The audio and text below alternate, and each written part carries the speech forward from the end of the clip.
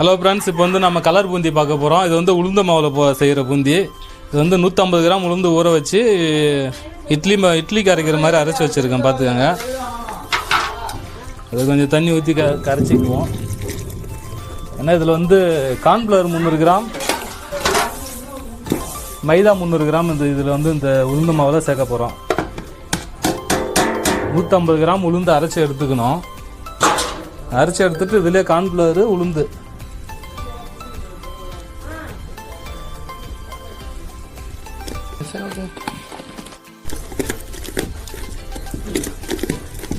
மாவு வந்து கொஞ்சம் உளுந்த மாவு கார்ன்ஃப்ளவர் மாவு மைதா 100 கார்ன்ஃப்ளவர் இல்லையே.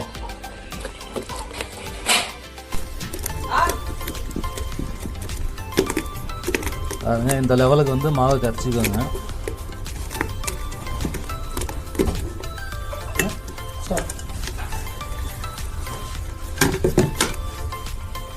நாங்கள் வந்து இது மாதிரி இது வந்து காரா பூந்தி தேய்க்கிற கரெக்டாக இதில் ஊற்றுவோம்.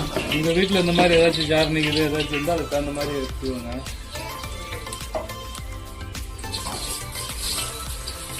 இது பூந்தி வந்து ஒன்றோட ஒன்றும் ஒட்டும் சில டைமு வரல தனித்தனி தான் வருது. நல்லா ஃபுல்லாக வேக்காடு பண்ணுவாங்க.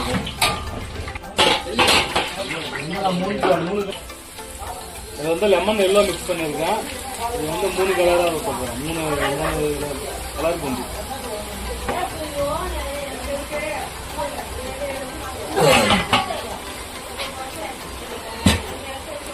கட் பண்ணிட்டா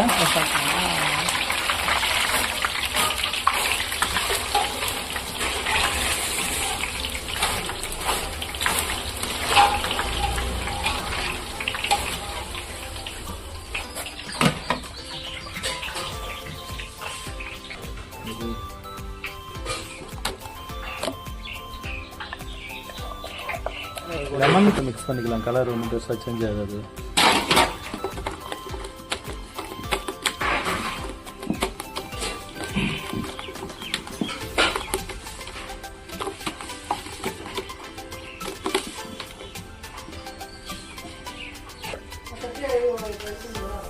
கலர் போடு.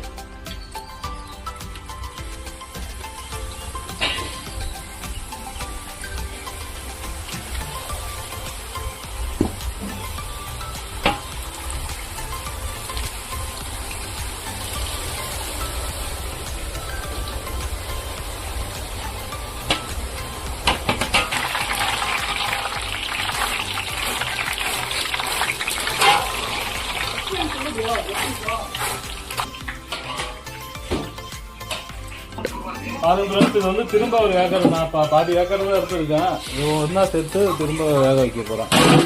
நல்லா ஃபுல்லாக வேக வைக்கணும். நல்லா ஃபுல்லாக வேக்காடு கொடுத்தா தான் இது வந்து நல்லா இருக்கும். பூந்தி மாதிரி இருக்கும். இல்லைன்னா ட்ரெஸ்ஸிங் போயிடும் ஜீராவில் போட்டாங்க.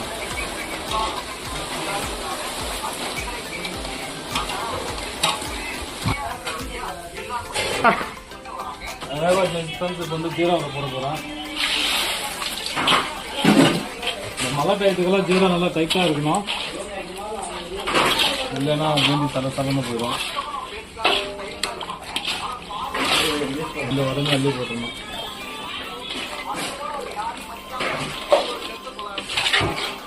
Colour boondi ready. பூந்தி எப்படி செஞ்சோன்னு நீங்கள் பார்த்தோம். அடுத்தது வந்து வேறு என்ன செய்யலாம்னு நீங்கள் சொல்லுங்கள். நாங்கள் செஞ்சு காட்டுறோம். ஓகே, பாய்.